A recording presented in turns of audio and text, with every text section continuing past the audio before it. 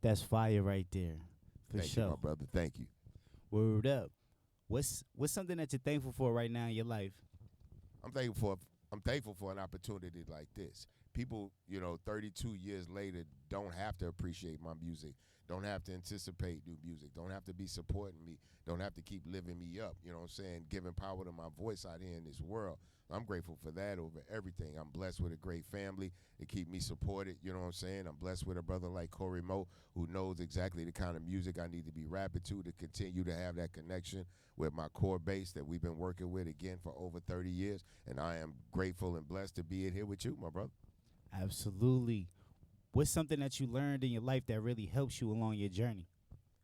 To be open to other opinions, you know what I'm saying? Because I was a self made man, I used to think everything had to go my way.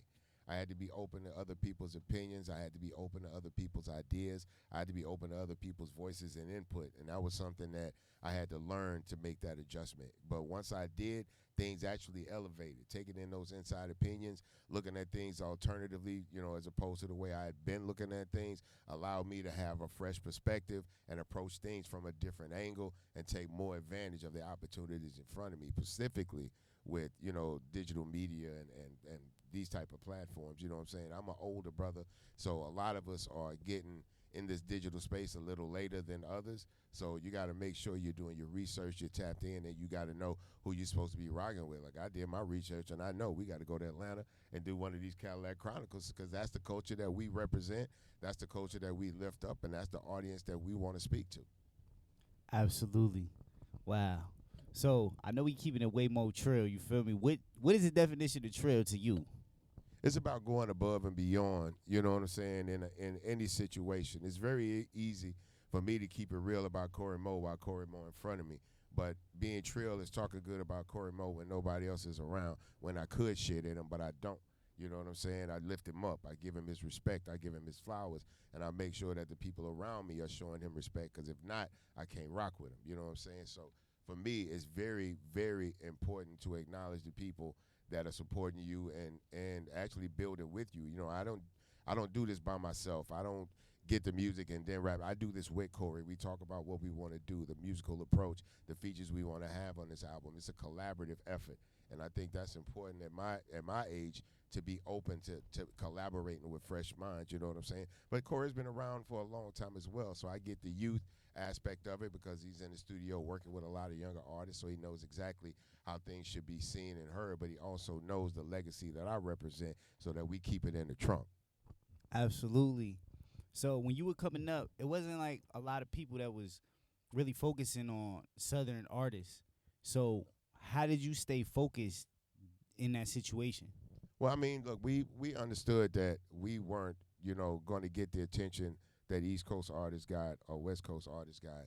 So we just made sure they catered to our base. You know what I'm saying? We made music from a Southern perspective for Southern audiences. You know what I'm saying? And if anybody else fell in love with it, they were welcome to come along for the ride. But if nobody else got connected to it, we wanted to make sure that the South was connected to it. You know what I'm saying? That music that had that bottom in the trunk, you know what I'm saying? Talking about things that people are really seeing and doing out in their community, having a good time, you know what I'm saying? Having fun making this music, having fun performing this music, having fun traveling around the South and seeing those great people because we didn't do a lot of magazine covers or a lot of music videos. So we had to be in front of people for people to see us. And that made the journey a lot better for us because we got to understand a lot more about where we were going and who we were rocking with. You know what I'm saying? We didn't take for granted that they already knew who we were. We went out there and made that connection with the people.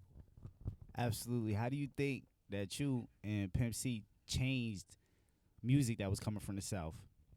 I think by bringing that fresh perspective, we were from a very small town, and we had come to Houston to make it in the big city, and there was a lot of things that were happening in Houston at the time when we spoke about it, and people in Texas understood it, people in Louisiana, and eventually the word of mouth got out about the Houston lifestyle, the Southern lifestyle that we represented from Texas that was built around, the Rap A Lot Foundation, the screwed up soundscape, you know what I'm saying, the swag, the slabs on the block with the swangers and the foes, you know what I'm saying. We just spoke to what we saw every day in the community that we drove around in every day. and it was a fresh new voice in hip hop. Everything was really sounding the same, and we came with something new, something different, and something fresh. People appreciated it, and it actually empowered other people from small communities and other cities to not feel like they needed to sound like they was from LA or feel like they needed to sound like they was from New York, that they could use their natural voice, they could use their natural tone, their natural slang, the words in their community, and lift up their block and put their city on. And then everybody else got to go do their research the same way that we had to do the research on what New York people were saying and West Coast people were saying, because it was different terminology. But then we realized it was all the same slang. And like the Ghetto Boy said, the world is a ghetto. So we were all really speaking to the ghetto. So I just used the vernacular that we use where we at. Absolutely. For sure, for sure. Who